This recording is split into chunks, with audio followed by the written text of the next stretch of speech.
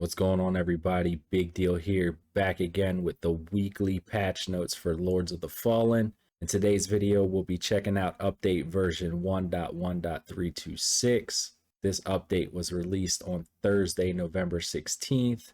It seems like Lords of the Fallen will be releasing all their patches and patch notes every Thursday from here on out to do adjustments to the game. Now, before getting into the patch notes, if you guys find this content enjoyable or helpful in any way, please consider liking and subscribing so I can continue to bring you guys content every week and expand my channel. Really appreciate it. With that being said, let's get started. Greetings, lamp bearers. We're delighted to share with you the next big optimization update, which also marks the start of our ongoing PvP/PvE balancing split, as well as the much requested improvements to the lock-on system and boss difficulty increases. This week's highlights include: we've successfully completed a custom engine improvement to allow us to use nanite for all Umbral meshes, which should mean a noticeable improvement on performance while in Umbral. For the brave few who will hang around long enough to notice. So saying if you're not brave enough to hang around in Umbral, you ain't gonna notice these updates, but how much time do we spend there? I feel like we spend half the game there, so we should notice them. This is in addition to our usual overall performance improvements in several areas of the game specified below in the notes. New lock-on system activated. This is good. I mean, I think we can all agree that the lock-on system was terrible. So hopefully they did pretty good with this, but we'll see. We've been extensively testing different options and believe the simpler approach of locking on to the center of the screen is the most effective one. So we've made this the new default setting, though you still have the ability to switch to other lock-on options and settings, including Legacy, which is the previous default. The first step of our PvP/PvE balancing split is here, with much more to come in the near future. We can now start independently balancing spells, so today's update focuses on the most overpowered spells and ranged abilities based on feedback and internal telemetry for PvP only. This has zero impact on PvE. So the spells update today, guys, only going to impact PvP. So no worries for PvE. You're still overpowered. By popular demand, we finalized a complete overhaul to all bosses in the game. It was clear, both from your feedback and our internal findings, that many bosses simply weren't posing enough of a challenge. This is completely accurate. I don't know if you guys got to watch some of my shorts and my other videos of me just destroying bosses. Like, there was very little to no challenge at all in a lot of these bosses. I one-shot a lot of them, and they just weren't very hard at all. So this is a good thing, and the next playthrough should be a little more challenging, hopefully. Rebalance some behaviors as well as their hit points and damage output to ensure they pose the correct level of difficulty at the point in your journey. Please find further details below. We have integrated the latest version of DLSS 3, meaning you can now manually activate the most recent frame generation update by using a special command -DLSSFG. Once we confirm through Sentry that the new FG is stable, we'll activate it for everyone with 40 series by default. Furthermore, in collaboration with NVIDIA and AMD, we've activated additional data for Sentry reports to gather more details on the remaining hardware that is unfortunately still experiencing some crashes in our game. This will help us pinpoint the issues both quicker and more accurately, and enable our partners to update the GPU drivers accordingly. As previously mentioned, we continue to work hard on all the free content we revealed in last week's content roadmap, and can exclusively reveal that we won't have long to wait until the first content drop. And with that, let's dive into the patch notes. Lock-on overhaul. New lock-on system activated. We've extensively tested various options, and we believe that the simpler approach of locking onto the center of the screen is the best choice. Therefore, this is now the new default. You also have other lock-on options, including Legacy, which maintains the default setting prior to this patch. In the settings, you can now select your preferred lock-on priority system. Precision prioritizes enemies that are closer to the center of your screen with a specified maximum limit. Enemies on the borders are ignored. Dynamic prioritizes prioritizes enemies that are close to the center of the screen without limit. This is the default option. Proximity prioritizes enemies that are nearest to the player, and legacy represents the original lock-on system from the game's launch. Endings. For those players who got blocked at the Umbral ending, unable to finish the game, we have great news. Now, when you load the character that should have received the ending, you will see the credits directly, receive the proper achievements, the proper rewards, and then get the prompt to move to NG+1 or NG+0, or stay in the current world. This will also fix a potential, though not reported, issue with the Rogar ending should it ever occur. Thanks to players sharing their saves, this has greatly helped us find the issue and the safe way to fix it. Stability. We've updated NVIDIA's DLSS3 streamline, but we have not activated frame generation by default yet. We'll do so once we secure its stability. To enable it, you can use this command in Steam, Lords, Properties, Launch Options, and then enter -DLSSFG. So that's just the file location. Everyone following along, just go to your folder and follow those instructions and enter -DLSSFG and you'll be good to go. This will activate the frame generation option in your graphics settings if you are using a 40 series. So only if you have a 40 series GPU, guys. In collaboration with Epic, we fixed an engine loading deadlock that can happen when using low profile CPUs. Thanks Marn for helping us profile this on the PC. We've noticed that some players are using Alt plus F4 during the ending cinematic, especially the Umbral one, possibly out of concern about not having a way back. We've added an additional failsafe to support an Alt plus F4 exit. However, please keep in mind that you can still choose whether to continue or exit the game after the cinematic. So there's no need to exit the game prematurely. This also covers any potential crash that could happen in the moment or a power outage. We've enabled additional data collection for Sentry reports to gather more detail about crashes occurring on specific hardware. This will help us pinpoint driver issues more accurately for NVIDIA and AMD. We've added a warning when starting the game with Riva Turner activated. We've observed through Sentry that overclocking GPUs and CPUs remain as one of our primary causes of crashing. It's probably why I didn't get any crashing issues, because I have nothing overclocked and I had a completely smooth experience with this game, which was kind of crazy seeing as everyone else did it and I'm on PC. Performance. We've made an engine improvement to allow us to use Nanite for Umbral meshes, and we just kind of read this in the previous section. So yeah, they made a performance update for Umbral, so try out Umbral and see what happens. We've implemented a significant optimization for the dread spawning mechanisms, ensuring that being an Umbral should no longer cause performance drops even when surrounded by Umbral zombies. Optimization of Umbral levels. Castle Donjon involved the deletion of some hidden meshes, reduces the number of actors casting shadows in multiple areas, which is Skyrest Bridge, Lower Calrath, the Tower of Penance, the supply path to Mentz. Collision optimization was performed in Lower Calrath Bridge area, reduced the number of actors causing shadows in Skyrest Frame area, and Red Copse Village performed a cast and shadow pass in Upper Calrath Minor District. Optimization of Umbral levels in Lower Calrath involved deleting hidden meshes and preventing camera occlusion in meshes far away from the player. Reduced the number of actors casting shadows in Lower Calrath Upper Gate. Reduced the number of actors casting shadows and removed foliage painted in the landscape that was far from the player and not visible in Red Copse Forest. In the Manse of the Hollowed Sentinel, we conducted a second pass to reduce the number of actors casting shadows, focusing on small things and details. Reduce the number of actors casting shadows in Lower Calrath and Upper Calrath. Optimization of the Umbral levels in Skyrest Bridge involved deleting hidden meshes and preventing camera occlusion in meshes far away from the player. Global collision optimization, bug fixes, and improvements were made across the Fife of the Chill Curse. Umbral optimization in Pyda's Arena in Skyrest Bridge involved deleting hidden meshes and preventing camera occlusion in some meshes. Reduce the number of actors casting shadows in Lower Calrath Smelter area. Further reductions in actions casting shadows, added extra occluders, and deleted actors inside / behind walls at Skyrest Bridge frame, passageways, big tower, under bridge, top bridge, etc. All right, now for bosses.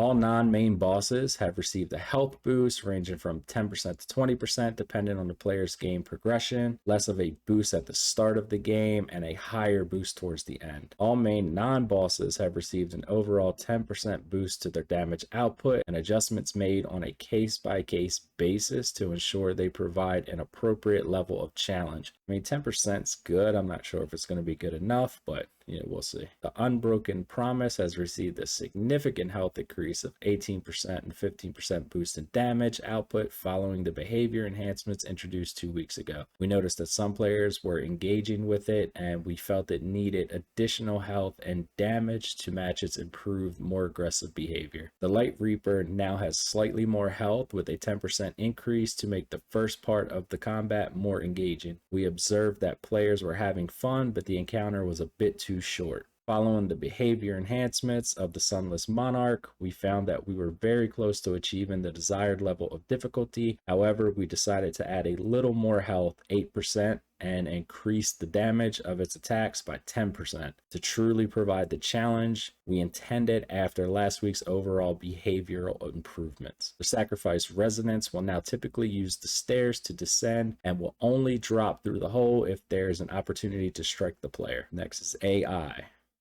Added an adjustment, leashing volumes in Revelation Depths, improved leashing volumes in Cistern. The AI could get stuck due to collisions. After using a nav link, the collisions were improved to create a straight angle in the Sunless Skein. The Abiding Defenders could get on top of the chest in the manse area. A blocking volume with block-only pawn has been placed there, but it still allows the player to open the chest and obtain the loot. Nav mesh has been added to the moving platform to prevent potential cheesing of the Scarlet Shadow in one of Pilgrim Perch's moving platforms. So again, they just don't want people to cheese this guy, which is understandable. He's not even that hard. You shouldn't have to cheese him. I mean, let's just be honest. Adjusted leashing volumes in the Manse of the Hollowed Hound to pursue players a bit further away than other enemy types. Nav mesh improvements have been made in some spots in the Forsaken Fen, and a general nav mesh pass has been performed. Adjusted arch door size in Brammis Castle and made some combat space improvements to help with the fight against the Ruiner. Now it's harder to hide from him. We love cheese, but cheesing with moderation.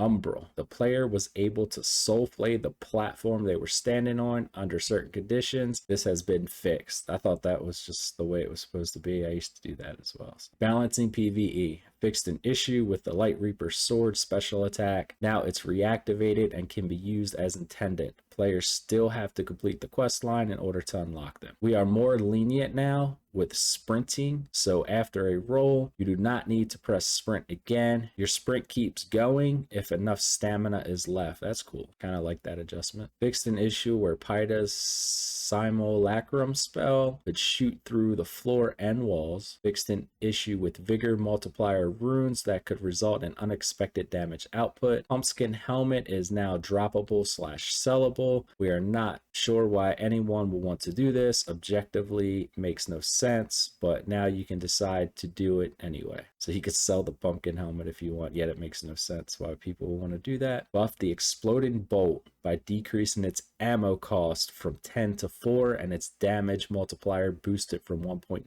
to 3.8. Buff the shattering bolt by the same numbers. Dark Abyss banner has received probably the biggest buff of all. Ammo cost reduced from 15 to 4. Physical damage multiplier increased from 0.5 to 1.0. Physical burst damage from 2.0 to 4.0, and its fire multiplier from 1.5 to 3. So everything damage wise just doubled on that, which is pretty crazy. We've discovered a bug in which hollowed triptychs would make all holy damage sources, delivering unintended additional staggered damage. For example, from 10 intended stagger damage would be delivering 11 or even 13 in some cases. This has been corrected, as now the bug is corrected. We can increase the hollowed triptych stagger by 10%.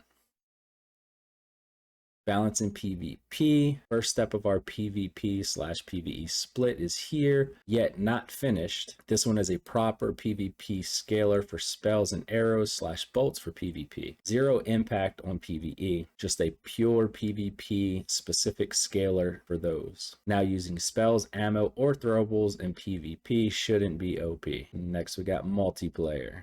We've seen quite a few questions on how passwords work for multiplayer, so we decided to add a visual HUD indicator when password is on. For co-op, will always remain there until you manually delete the password. For PvP, now it fades away after 2 minutes, so you can understand that you'll be matchmaked for PvP with anybody from that point on, not just the people with the password. So if you want to challenge someone in PvP, you basically got 2 minutes to make that work, or it fades and you have to put the password back in again. They added additional information when disconnecting from multiplayer sessions. Next up, we got collision. Fixed an issue with the nav mesh and the mysterious, very angry night arena. Adjusted moth walls to prevent players from leaving the boss encounters with Ursula, the bridge near Big Castle, and the fight for the Chilled Curse.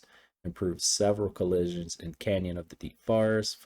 Fixed collisions where the player could fall through the world in Smelter Zone. Fixed several collisions to prevent players from skipping a big part of the Red Cops village. Fixed an issue where players could get stuck close to walls near the vestige of the Bloody Pilgrim. Adjusted collision near the Swamp Road to prevent projectiles from getting stuck mid-air. Improved collisions for better navigation in Lower Calrath Bridge area. Added collisions to several Umbral wall pieces in the Beacon Tower in Deep Forest. Added collisions to prevent players from accessing the bridge edges in Fight for the Chilled Curse. Improved collision for better navigation at the start of the Fight for the Chilled Curse. Adjusted collisions to prevent players from skipping the area in Mints. Added blocking volumes to prevent players from skipping the Forsaken Fen. Fixed several collisions to prevent players from skipping Ursula's encounter. Fixed an issue that allowed the players to skip a large part of the Bremis Castle by killing a Rogar architect in long distance near the Sundered Monarch encounter. Fixed issues where players could die immediately after spawning an Umbral near the Bringer of Silence encounter. Fixed several collision issues in the canyon in Deep Forest. Fixed an issue where players could get stuck at certain crystals in Bremis Castle. Fixed an issue where players' characters could clip through the stone walls in Bremis Castle. Fixed an issue where players could get stuck while exploring the area near the Lava River in Bremis Castle. I think I got stuck there actually, so that's a good thing. Fixed an issue that allowed players to reach the forge area in Calrath by jumping from a broken bridge near the boss arena. Fixed a collision issue with certain wooden planks in Pilgrim's Perch. Fixed an issue with a stuck Bringer of the Stillness that prevented him from moving and attacking in Lower Calrath if the player was at a specific spot. Improved navigation collision and camera clipping in the Fife Beacon area, Bremis Castle, and Upper Calrath. Fixed a collision issue where the player could fall through the world in Mance Cellar. Fixed several collisions for beds and stairs in Mance Leprosarium. Next up, we got lighting. Improved lighting by adjusting contrast and monochromatic look for the area between the Forsaken Fen Vista and Shuja Hamlet. Improved lighting on the supply route to Mintz. Visuals. Fixed a visual glitch with the Crimson Reactor outfit. Fixed visual glitches that could occur while turning in place. Fixed an issue where the Hollowed Knight belt shadow was wrongly cast. Fixed an issue where a black cube was displayed and defiled sepulture. Fixed an issue with a Light Reaper cutscene that could occur when fire was cast on it before the cutscene triggered. Fixed a visual glitch with incense burners that had nanite enabled. We fixed an issue where calibrating HDR in game at the same time changing PS5's native HDR output was changed. Fixed broken Ampora materials in Abbey of the Hallowed Sisters and Empyrean. Fixed visual glitches with the Abiding Defender in the Sin Piercer outfits. Added an option to deactivate Umbral distortion effects by popular demand. Fixed an issue where the left-handed holstered weapon would not properly align with the right-handed holstered weapon position on the character's back. UI is next. Fixed an issue where lock-on could overlap with tutorial messages in very rare occasions. Added catalyst spell power stats to the inventory tab. Further improvements to UI when completing a crimson ritual. Audio fixes include added sound effects for the Conflagrant Seer's Crystal Straight spell. Improved the sound effects for players' stabs.